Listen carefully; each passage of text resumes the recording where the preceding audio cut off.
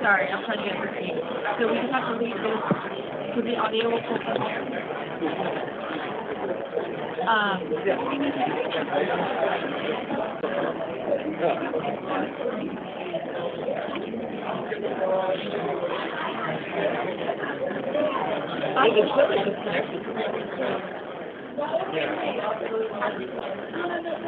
You don't. This speaker, this is just sprinkling this to pull audio from whatever is coming from the speaker.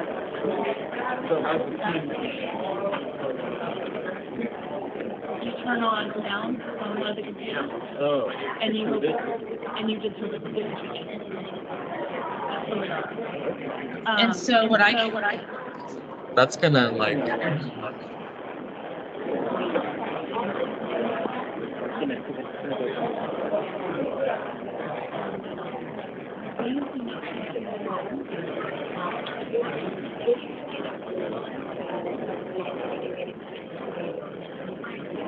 We're not going to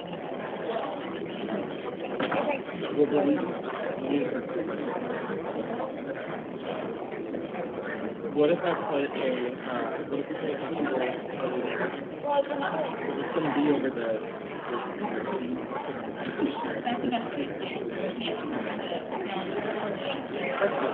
Well, let's do that, and then I'll run the part from here to there, and then let's try to do it. I'll actually take it. Yeah.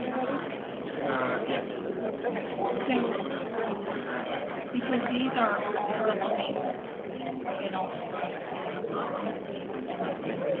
Yeah.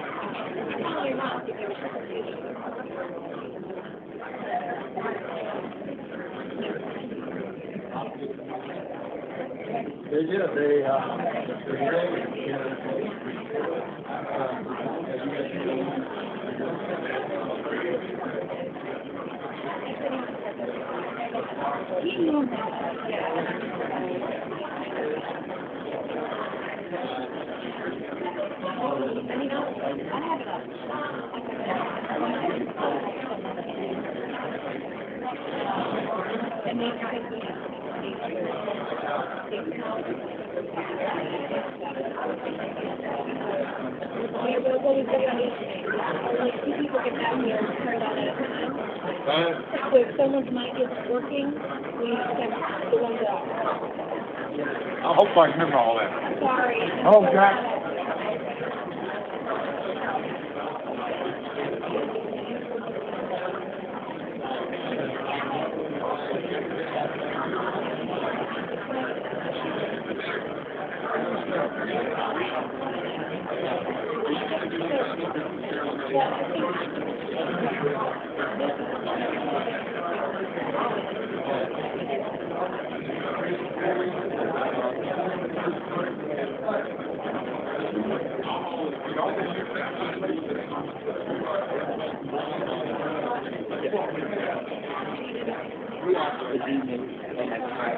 Although I think this is...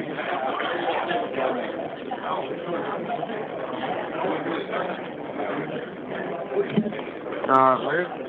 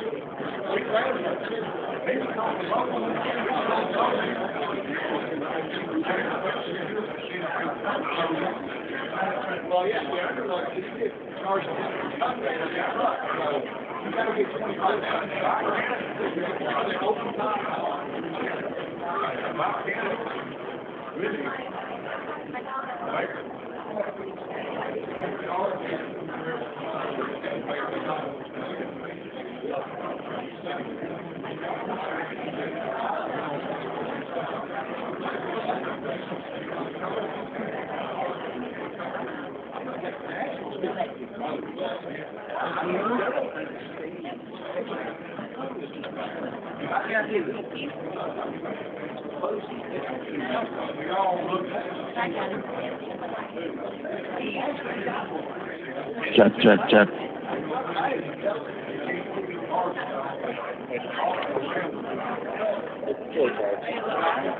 It's full charge, 85%.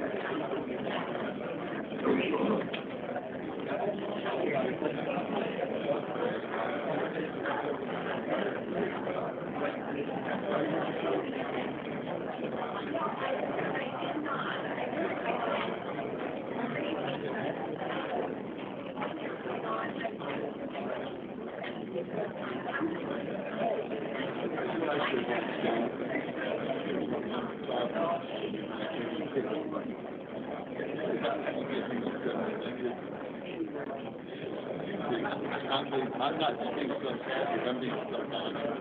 You were sardonic. Bitterly sarcastic.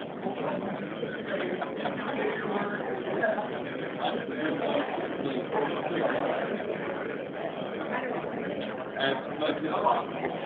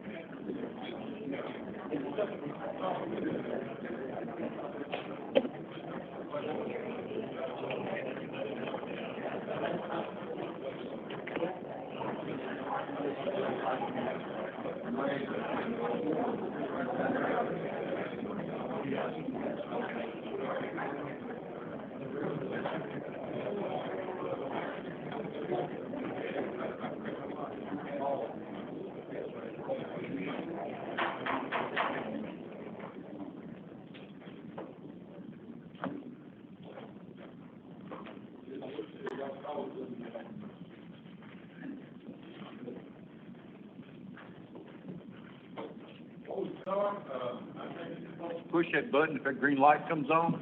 And if you'll notice, if you push the other one, you're still green. So just push the green button, let it. And I've been told that if two people have got the green light, then some of your mics will not be working. So kind of look at it like I'm doing right now. 'Cause really, I would leave mine on all the time because me and Mark are the ones going to be talking, but I'll try not to do that. Okay, I'm going to call to order the November 15th Transportation Policy Board. Can everybody hear me in the back? Yeah, I see.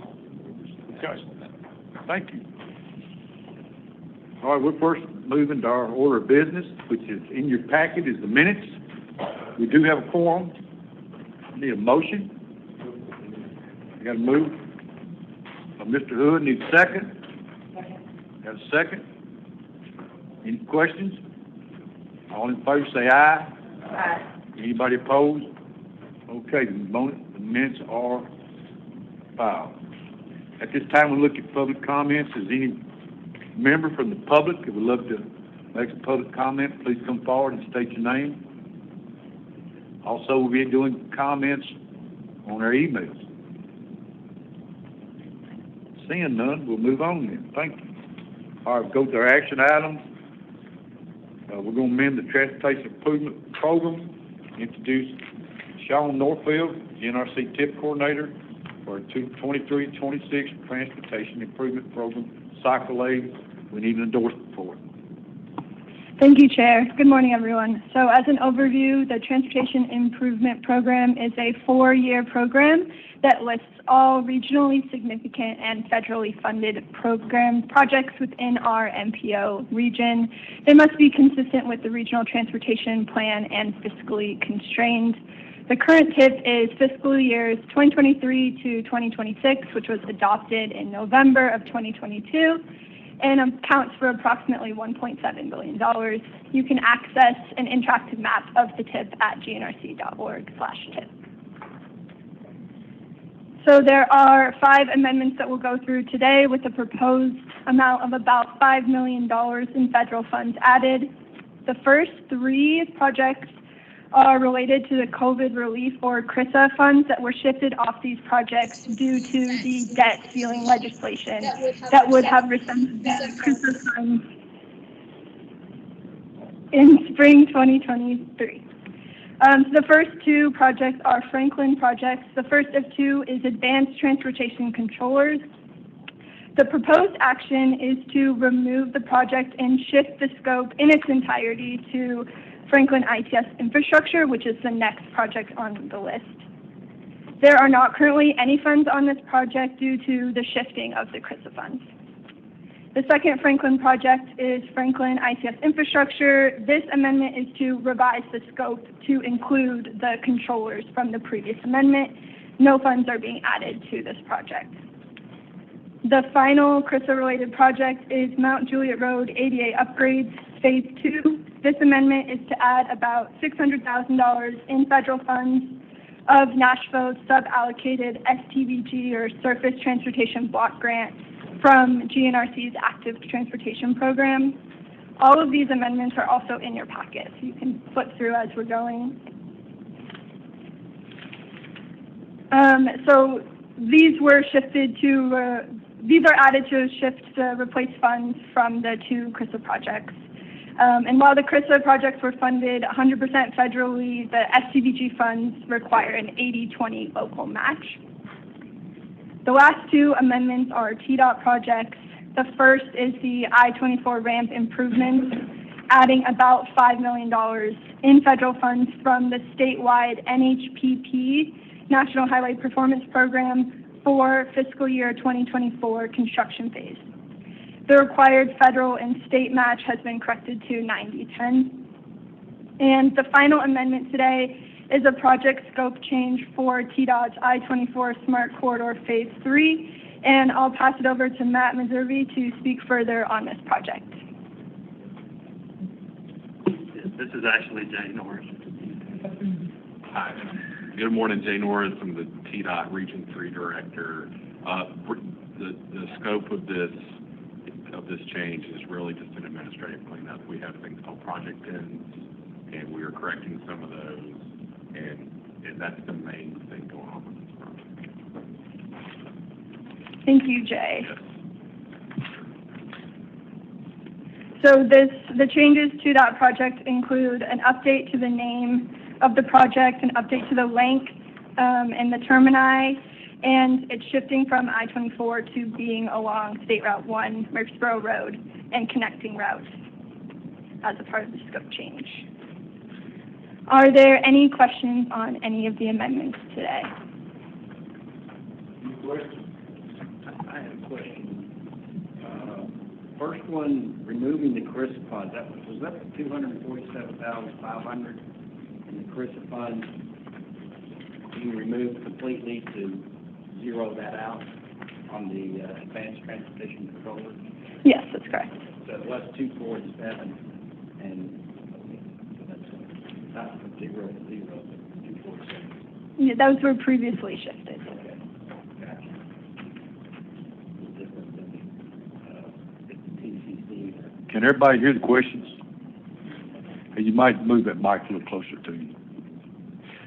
Well, and just to remind everybody, we moved the CRISA, which is the COVID supplemental appropriation that Congress made, off of projects because of the threat of rescission, if you remember, during the debt ceiling deal. And so our commitment as an MPO was to backfill those lost funds. They weren't lost to the region. We shifted them to other projects that could get them obligated before that threat became real. And so we're just backfilling those projects with STVG funds that are sub-allocated to the region to make them whole as we can, because it's an 80-20 split versus 100% funding. So that's what's happening with the CRISA-related projects. And Mr. Chair, if I could ask, the I-24 corridor project is such an important project for the region. You know, I guess from my perspective, it's setting a new standard for how we're going to approach ITS implementation on our regional interstates. Could you remind us the scope of Phase 3 and what that vision is, Sure. what we should expect to see at the conclusion of Phase 3 and where we are along the way? Yeah, glad to do that, Mr. Skippers. Can you guys hear me okay? So Phase 3 is really tying together Phases 1 and 2. If you've been down the corridor going to Rutherford County, you can see our gantry signs up with the lane systems. You can see our variable speed limit signs. That is the end of Phase 2. Phase 3 really has to do with tying the smart infrastructure into the traffic management centers and to our traffic management centers. So Phase 3, where we're at right now, is we're buying right away, and that is really the big add. Most of that, we have all the right of way on the interstate. It's really State Route 1 Murfreesboro Road. So at the intersections, we're going to have to put some assets. It'll be buying right away for those things, and we hope to start that in 24. But Phase 3 is tying everything. The purpose of it is really tying all the infrastructure together, so all this stuff can be coordinated. So phase 3 is intently focused on getting the parallel state route arterial to be communicating with the interstate. That's right. I have questions on that too. So that includes all of US 41 from roughly the junction of 24 and 40 in Nashville, all the way south to 231, and also that segment of 231 from downtown Murfreesboro out to the interstate. Yes. Okay, anybody else got a question for Jay? Mr. Chairman, I just wanted to say, I really appreciate TDOT Region 3 coming to this meeting and coming to these MPO meetings. That's been something that has been probably needed for a long time. And Mr. Norris, we appreciate you being involved in this process. Y'all know more about these projects than anybody, and it means a lot for you guys to come and tell us what's going on. Thank you. You took the words right out of my mouth. When he started talking, I said, wow, head man's here. I should have recognized him at the start. But I didn't want people to start asking him a lot of questions that don't have to do with maybe this action. So we appreciate you being here, Jay. Thank you. Okay, at this time, I'll ask if I can close it. Would you like to speak on this proposed action? Seeing none, I'll ask for a motion to adopt Resolution 2314, amending the Transportation Improvement Program. I got a motion and a second. Any questions? If you're for this motion, say aye. Aye. Anyone opposed? So moved. Thank you. Okay, we'll move on to Federal Aid Urban Boundaries update. I'm going to introduce Max Baker. Max, GNRC Director of Research and Analytics. Thank you, Mr. Chair. Yes, today I'll be bringing forth to you for the adoption of the Federal Aid Urban Boundary, or FAUB, that will allow TDOT to submit to Federal Highway for approval. Go to the next slide. Just a quick refresher on what the Federal Aid Urban Boundary is. It's a federal requirement to smooth the boundaries around the census-designated urban areas. Some implications of this is designating urban from rural, specifically as it applies to federal functional classification of roadways, and ultimately has implications on funding eligibility. So really the roadway that ties closest to this is your minor collectors, and if it's urban or rural designation, will allow it to receive federal funds or not.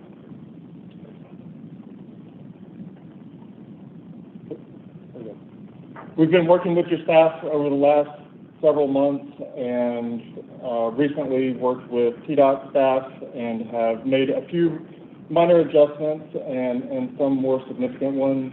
Some of the larger ones we can talk about later, but wanted to make sure that you guys were able to see it before we sent it to Federal Highway.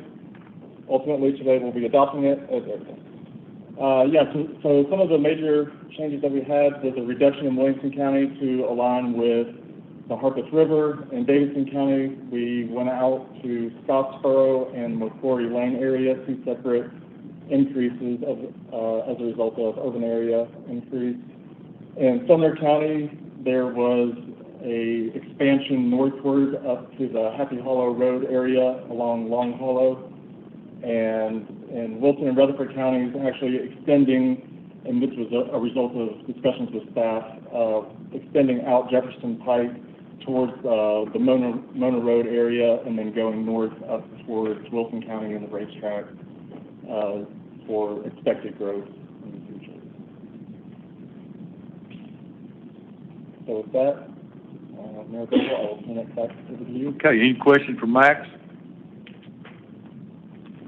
All right, at this time, I'd like to invite the public, if anybody wants to speak on this, adopting this resolution. Now's the time.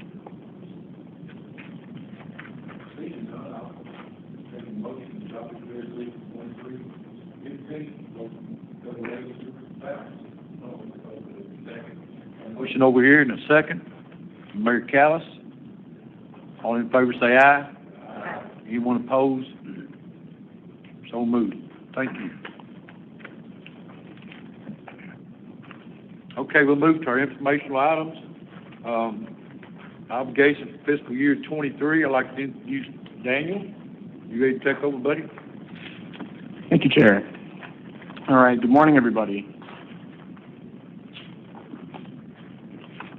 So just to remind you, this is something we do every year. MPOs are required to list all federal transportation grant obligations within our metropolitan planning area within 90 days of the end of each fiscal year. So this is fiscal year 2023, which just ended.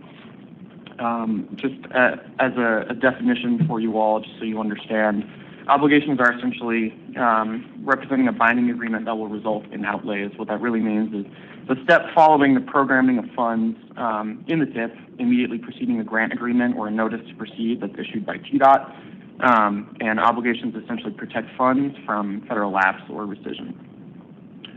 The list that is included in your packet, and then as a handout to make it easier to see, includes investments in any transportation programs, facilities, or services for which federal funds have been obligated in that year. And then our fiscal year 2023 list has been published and made available for public review. There will also be a report that we will post on our website by the end of the year that includes a more detailed analysis of that fiscal year 2023 obligations that you will have access to as well. So I'm going to show you a couple charts just to give an overview, some highlights from this past fiscal year in terms of obligations. So this chart is showing all federal highway obligations.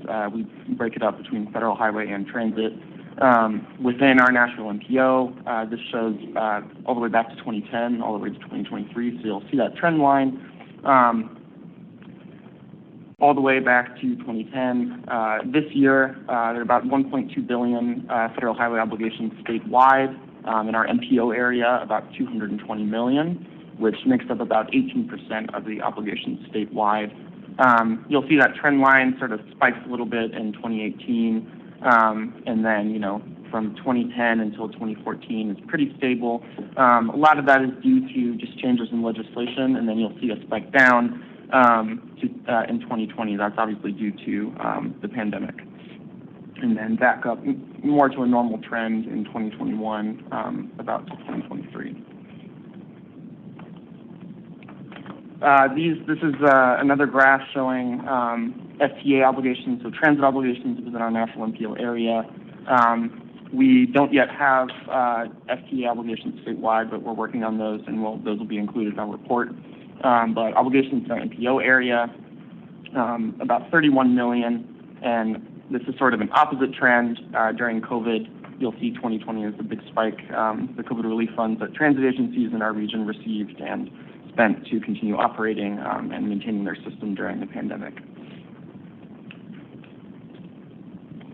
In terms of our suballocated obligations, this is just a graph showing our STBG, so Surface Transportation Block Grant obligations, all the way back to 2010. Broke it up between our two main urbanized areas. So Murfreesboro STBG is in the dark blue, and then our Nashville STBG is in the light blue.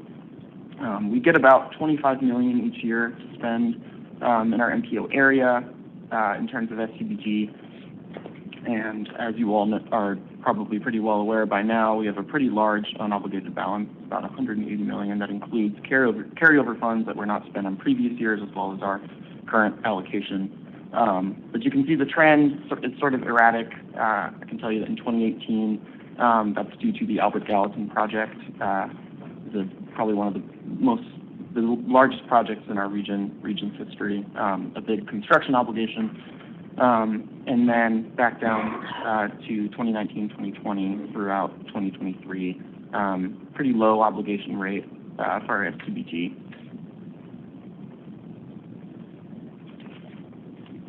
And a couple examples of regionally significant projects that incurred obligations this past fiscal year.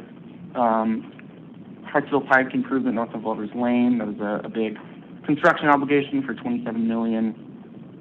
Regional van pooling, carpooling, and employee partnership community benefits for 3 million. And then a couple local projects, Smyrna ITS phases 3, 4, and 5 for about $1 million. Mount Pleasant downtown revitalization for a little over $1 million. And then State Route 11 improvement north of Mill Creek, another big construction obligation for $43 million.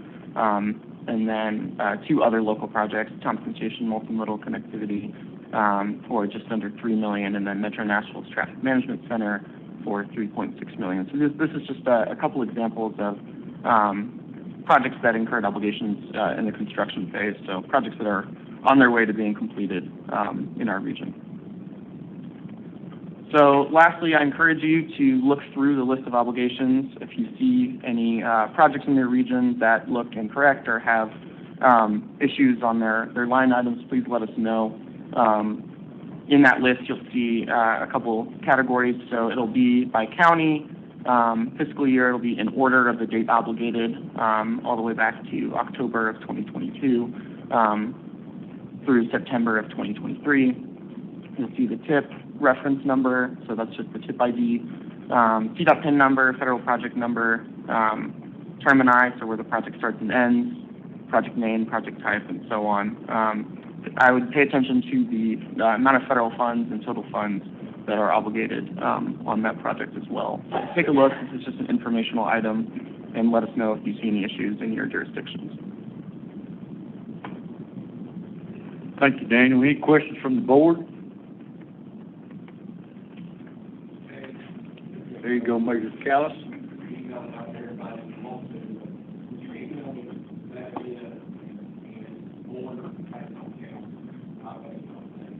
Sure. Sure. Yeah, we can do that. Thank you, Mayor Callis. Anyone else? Okay, seeing none, just don't take any action today. We'll move on to information item B in the agenda. Metro Nashville Multimodal Transportation Analysis Update. Daniel, I'm going to introduce you to represent NDOT or introduce those people.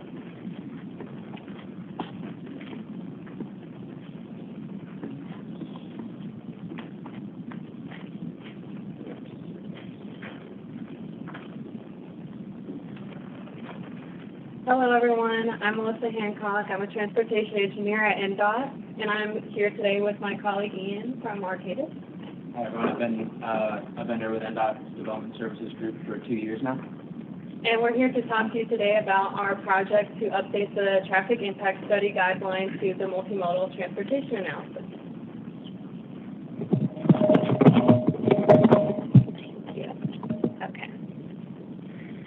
So this is our agenda for today. We're just going to go over our project background really quickly with you. So why did we update the traffic impact study guideline? It was created in 2004 and never updated. And because of that, it focused mainly on vehicle traffic and intersection delays. It wasn't consistent with the code update that happened in 2017, and that code updated the thresholds for the studies.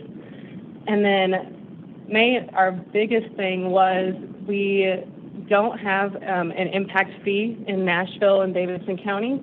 And so in the guideline, we did not have a way to see the rational nexus between what the development's impacts were and what their mitigations needed to be. So our challenges were the relevance. It wasn't in conjunction with Nashville's transportation plans and our goals. It wasn't consistent with codes and transportation plans that we have. And then because of the lack of consistency, we had delayed decision-making and inconsistent outcomes between different developments and their studies. And so our goals were to align the policies and plans, incorporate industry best practices, and then provide a comprehensive and holistic assessment of the entire transportation network. And so the biggest thing you can see here, we changed the title from Traffic Impact Study to Multimodal Transportation Analysis, just to emphasize our shift from vehicle-focused studies to the whole transportation network.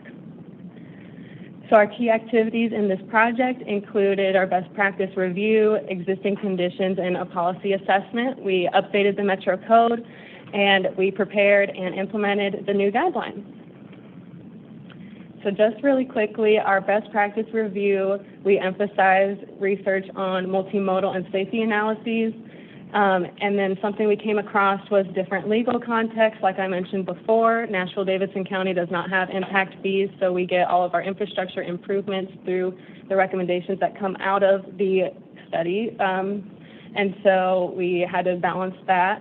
And then our peer cities, we looked at several more, but the 4 main ones we looked at were Seattle, Washington, D.C., Austin, and San Jose.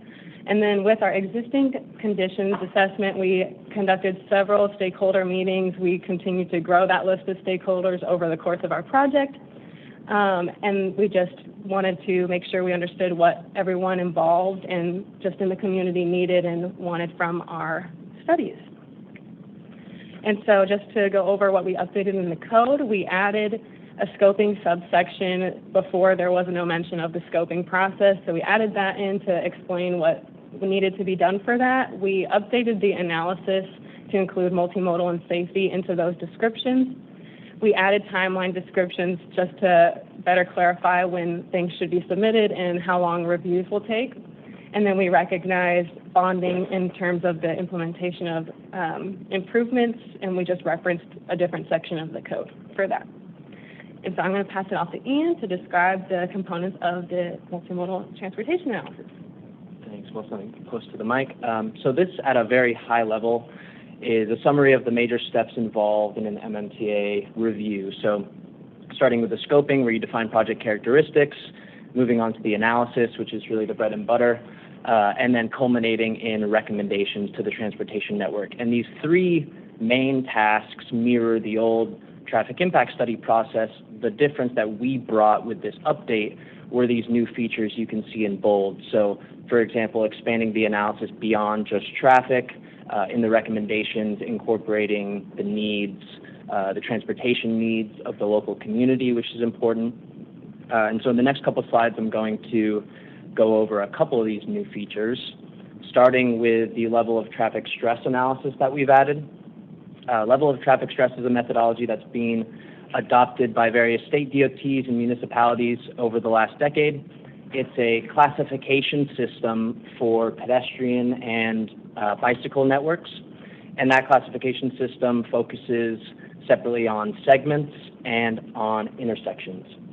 And so those segments and intersections are assigned a 1 through 4 rating, where a level of traffic stress 1 rating is a very low stress facility, and a level of traffic stress 4 rating is a very high stress facility.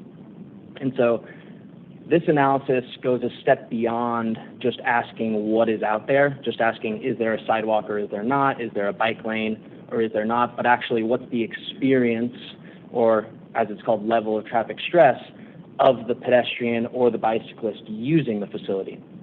And so these ratings are based on easily verifiable characteristics like speed limit of the adjacent road, number of travel lanes. If you're looking at a sidewalk, the width of the sidewalk. If you're looking at a bike lane, what's the width of the bike lane? Is there a buffer? Is there a vertical buffer? All these characteristics have a big impact on the experience of the user. So, for example, you walk on a 6-foot sidewalk next to cars going 25 miles per hour. That's a much different level of stress than if you were walking on that same 6-foot sidewalk and you put it next to a 45 mile per hour road. And so that's the type of insight that we really wanted to bring to light with this analysis. And the final deliverable that's going to be included in the report is a level of traffic stress map, which you see on the right, that assigns those ratings to the segments and intersections in the study area. And that'll be a level of traffic stress map for both the pedestrian facilities, which you can see here, and then the bicycle facilities as well. So there'll be 2. So moving on to some of our other additions, transit analysis was always part of the old traffic impact study process, albeit a bit more informally. Traditionally, we've looked at transit stop type and design. So is it just a sign stop? Is there a bench? Is there a shelter? What we add with the MMT update is we take a look at transit access. And that starts with defining the path of travel a pedestrian would take from the new development to the transit stops in the study area. And then from there, determining if it's safe and if it's an efficient path of travel to those transit stops. We wanted to add this in because while good transit stop design is important, The benefits of that good transit stop design are significantly diminished if pedestrians can't safely and efficiently access the transit stops themselves.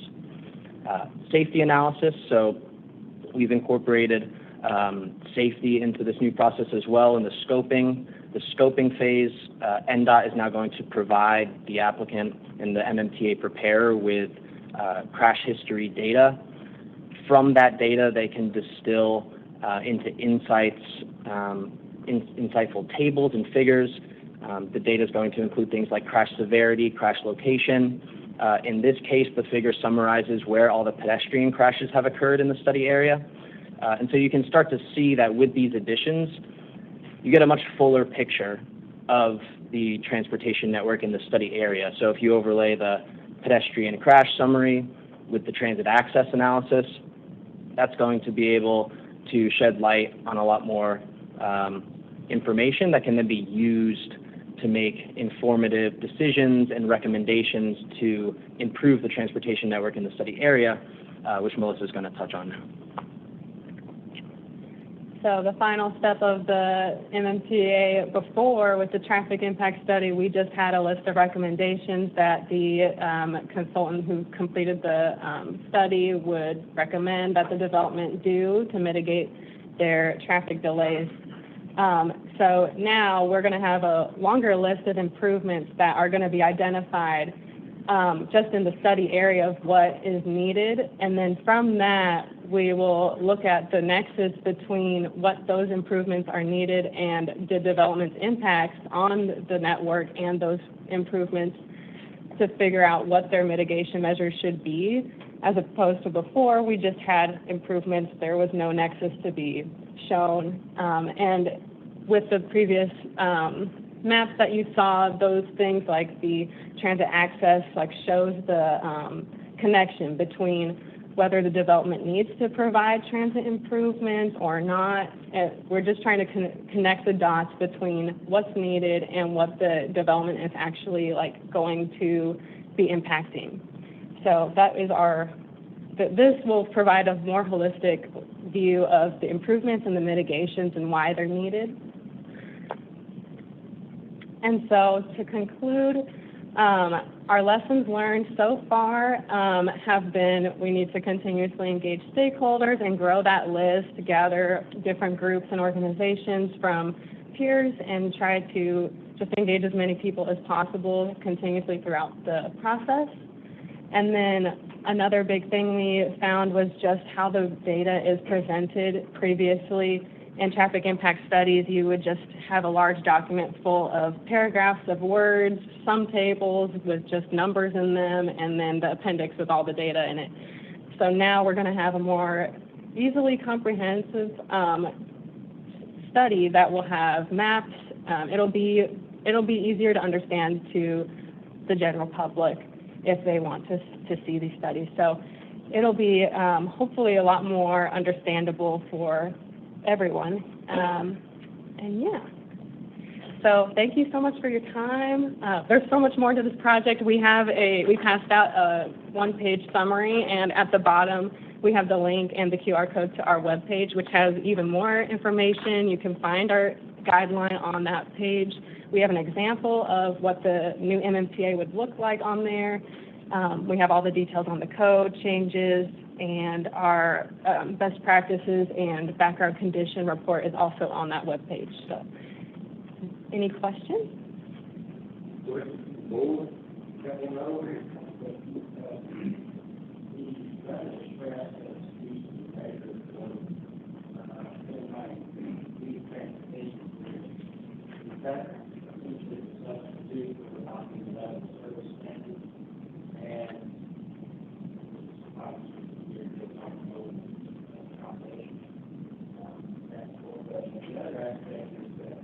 Are the different standards that apply with the whole multimodal standard apply to county class, city class, opposed to paying for personnel,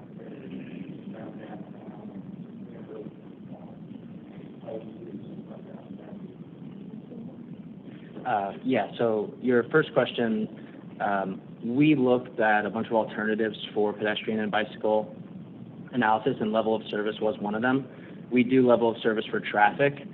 When we were looking and we were deciding between level of service for pedestrians and bicycles and doing something like level of traffic stress, we needed to factor in the burden it would put on the MMTA preparer. So while we are bringing additions to the new process, we wanted to, as much as we could, make sure that that's not terribly increasing the amount of time it takes to prepare these. And that came through in the stakeholders discussion. So level of traffic stress, we provide flow charts in the back of the guideline. And like I said, it uses speed limit and sidewalk width and things that are just easily verifiable, whereas level of service for pedestrians and bicycles is much more intensive, and it wasn't practical to include in these very local studies.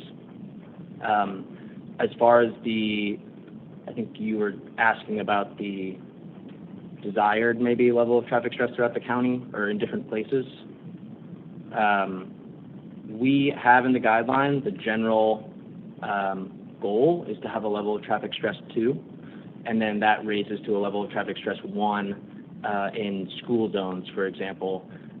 We're also sensitive to the fact that if a development is coming into an area where the entire study area is level of traffic stress 3 or 4, that's good information for NDOT to have.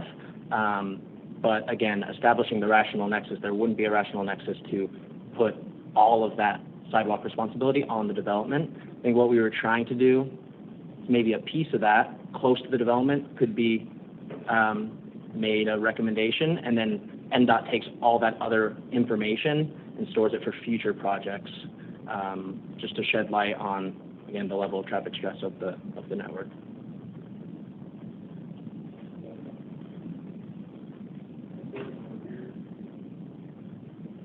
Yeah, a couple of questions. What's the typical turnaround time and when do you engage during this process? So the turnaround time for the studies to be completed? Well, we haven't received a new study for the new guidelines yet, so we're not exactly sure on that yet. But previously with the traffic impact studies, it really varied. It could take anywhere between maybe a month and several months, I guess, depending on, I think it more depends on the developer side, what they're doing with the planning process.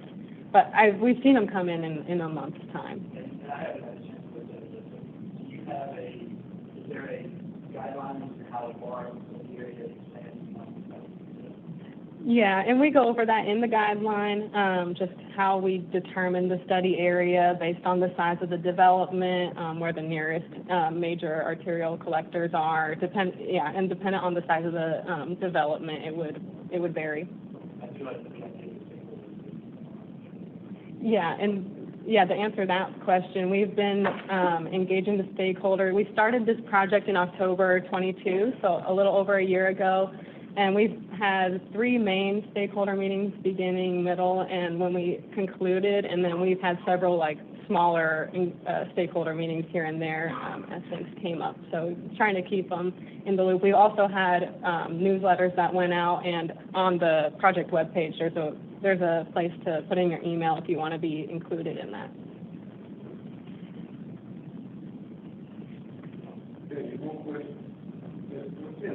A few comments here. One, I just want to commend Nashville for reevaluating the study. I think that's really important. Many of you are thinking about how to better leverage impact fees, long impact fees, working on the private sector more engaged and offset the impact of expectations.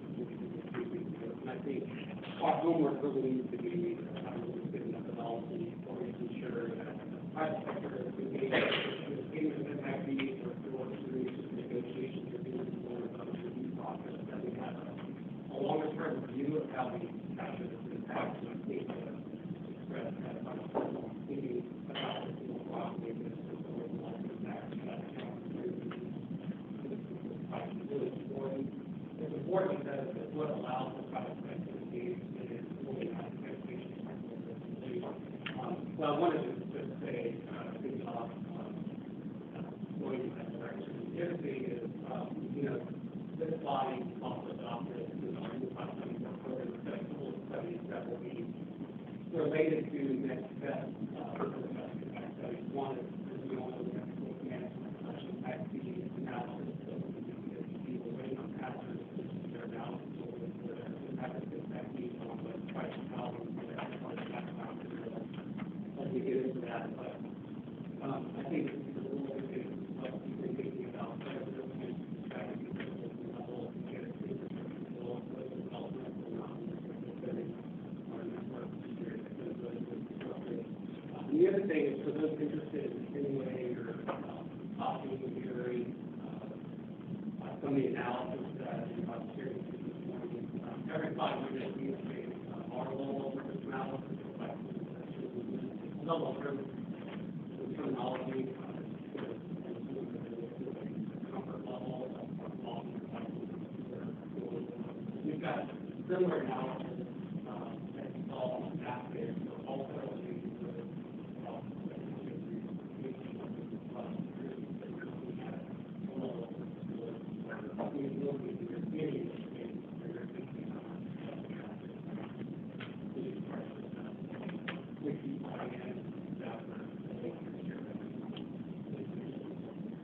Thank you.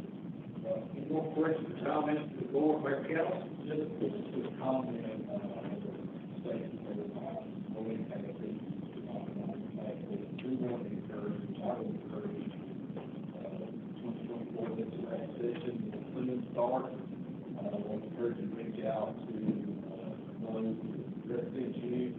We're asking to take a look at Title 6, Title 67, TPA, consider County Corporate Powers Act, and Facilities Act, and Act Cities Act. A lot of county communities are unable to participate in some of those changes. So if you're dealing with growth, you've got to pay for it. I want to reach out to your representatives, what to say, so be willing to take a look at that. And maybe to change some of those things about how we can finance those cars, fire, all things that way. Thank you, Mayor Council. We'd like to all look at those buttons. Beautiful. Thank you for your support. Appreciate your time. Thank you. Okay, turn it over to SBA report, Sanitation Management, Delaware. I guess I'll or next, that's a good one.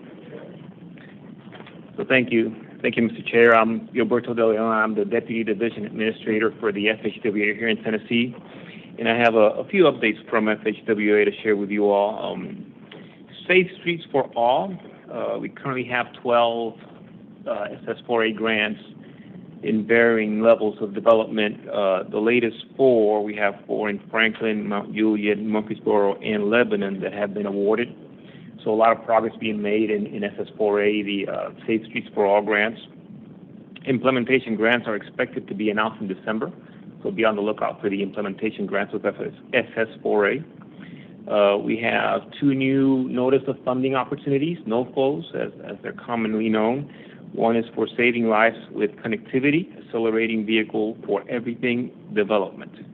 So that's up to $40 million available through that NOFO. The initiative is focused on road safety, mobility, and efficiency through integrated and advanced technology. And that NOFO applications are due January 17th of 2024. So like our folks from TDOT say, read the NOFO, look at it, evaluate it, and make sure that if you're interested, follow the guidelines in the NOFO for those applications. The other one that we have is Accelerated Innovation Deployment, AID for short, and these are demonstration grants, and that one has up to $10 million available for FY23. AID funds are to be used to promote the deployment of proven innovations that can be delivered for road and bridge projects. Now this one is a little different. This one has a notice of intent deadline. So notice of intent deadline is December 12th, and the actual deadline for the application is January 23rd of 24, but only those that issue a notice of intent will be considered for the application. Couple other things is our administrator has reissued a renewed intent on safety. So I don't know how many of you have seen the Proven Safety Countermeasures Initiative. The Proven Safety Countermeasures is essentially an initiative that challenges state DOTs and really requests for their commitment to implement proven safety countermeasures. There is a booklet, if you were to Google it or do a web search on it. There is 28 proven safety countermeasures that are very low cost, very effective, very high rate of return if you were to consider that on these proven safety countermeasures. Some include safety edge, very low cost, but it's really the responsibility of all of us, right, to try to implement and adopt these safety countermeasures. So I would encourage you to go look at that on the website. Let me make sure that I'm not missing anything. Yeah, no, that's all I have. Thank you for your time. Any questions for me?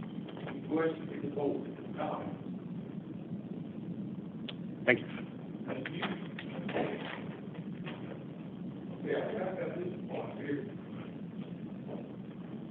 Get out the board. Chair recognizes the man. Is yours. Is yours. One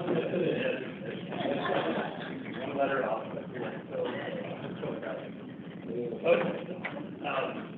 I have a few things that regarding some of our programs. Carbon reduction strategy, I think heard a lot about that. I know you have your own funds, but part of this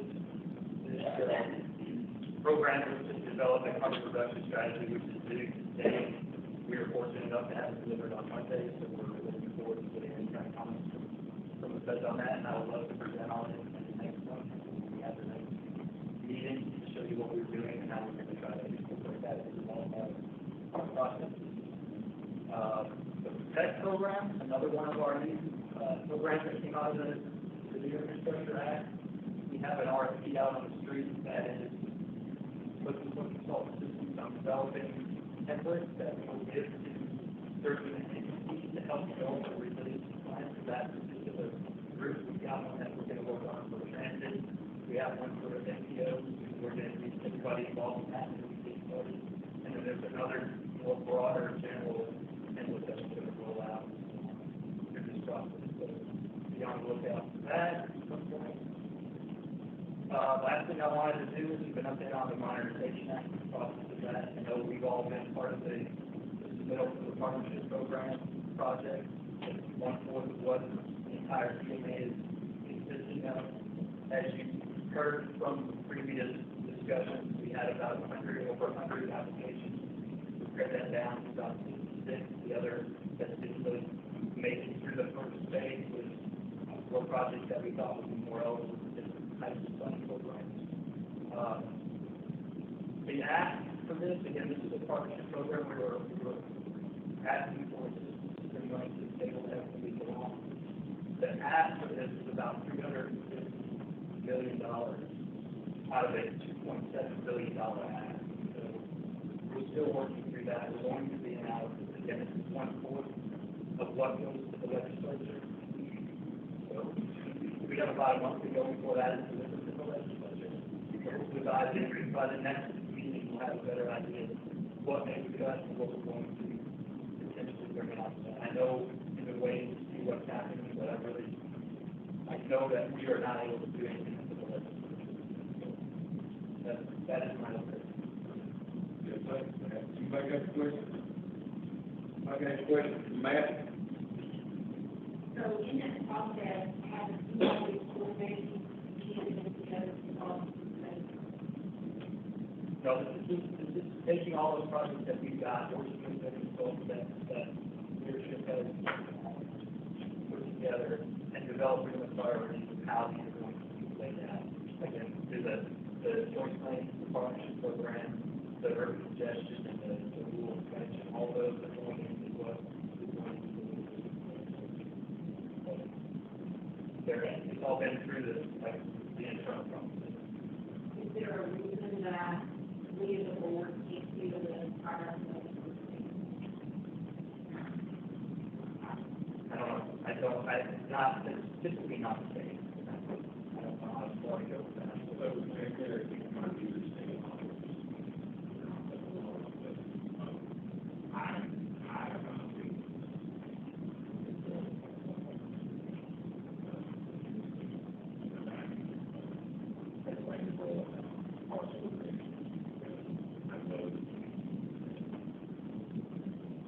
And I guess that's one of my concerns, and we as a board have said over and over is we want to be partners in these processes. And, I guess I have concerns, and I'm not directing this at you two, but more as a whole, is that the company needs to be part of the process where we bring any of the, and I guess that's that. Chair. Well, I think that one thing for you that is a little separate to the team, like the applications, we can get the work that you need to do on the side for the recommended board, not even the that's actually not, I mean, people with experience of what they're doing, people with projects are there, important part of life, for presentations. I think, for the, you mentioned there are 100 applications submitted there about across the state for the project. And then only about 15 for the order, so they're qualified for the criteria that are using. Having community be more than 40%, having to apply that they're probably qualified without anything interesting with gravity, but I'm not aware of that. I think works like, that is very difficult.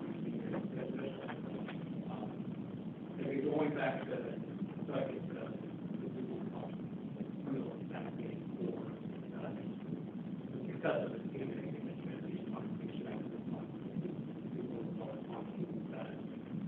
you mentioned that the state partnership program, the AAE, is a quarter. You mean like 1/4 part, or you mean 25% of the partnerships program, $5 amounts was never determined. It was never set aside for that. It was all it's based on what we received as far as that for the process. So it's not a quarter that's been spread. Four items that were identified as conversation like that day. One story. And then bank in there's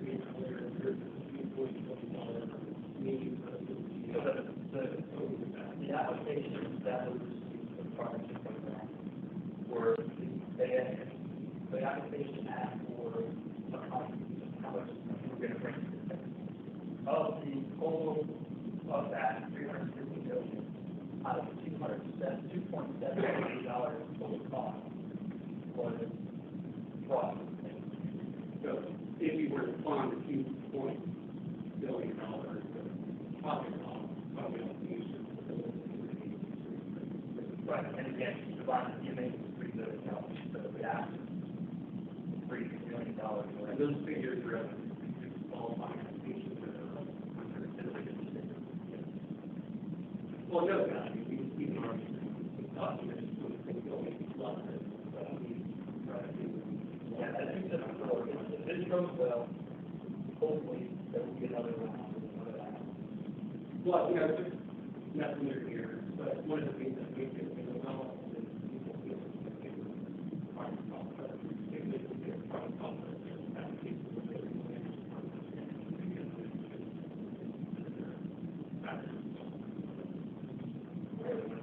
but this information is going to be notified and we're no longer yeah, I'll work with this. On both sides, thanks for everything. Appreciate it.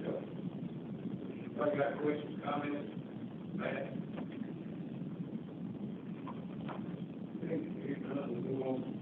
All I've got is I'll let you be meeting.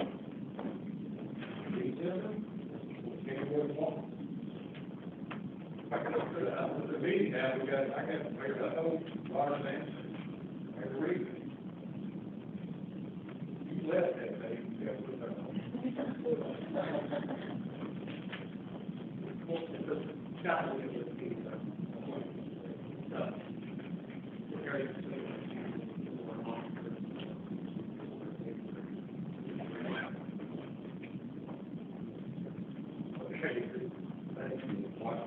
That's what happens when you leave.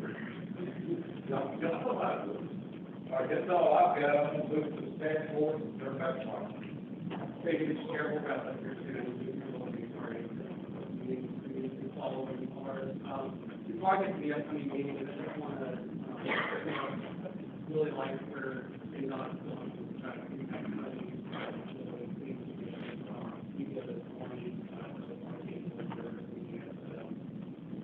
The planning process has better way start money prior to the that's really good for us here because other than just providing our regional transportation plan that we are junior process here, local planning that's actually legal people planning on the transit network. That stuff really needs to be pretty well underway by the time we sure all the projects and the priority and other information for this but that curve is going to be completed. We will adopt our regional destination plan that will prioritize federal economy so the next opportunity to look at this mission for one mission and then that needs to be updating the character plan, destination elements, comprehensive plan, and your multimodal plan will be subject to change prior. Speaking of the way this will change over the next couple of years, 2024 will be the year that we will be lower section. As our conference is we go over here to doing that operation. One of the sections that people said, or talking about the game, how that will affect transportation.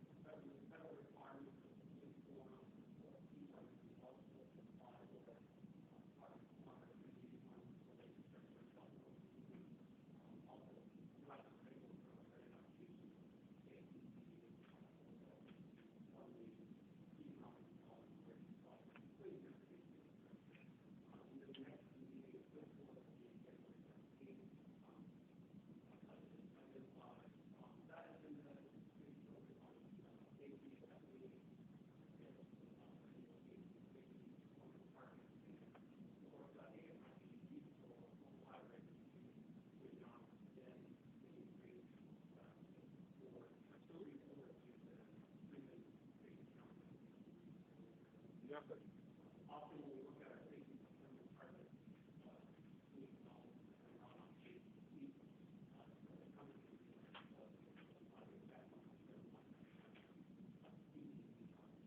and I did forget to commend the MPO on setting their own safety target. That's something that's very positive. I appreciate that.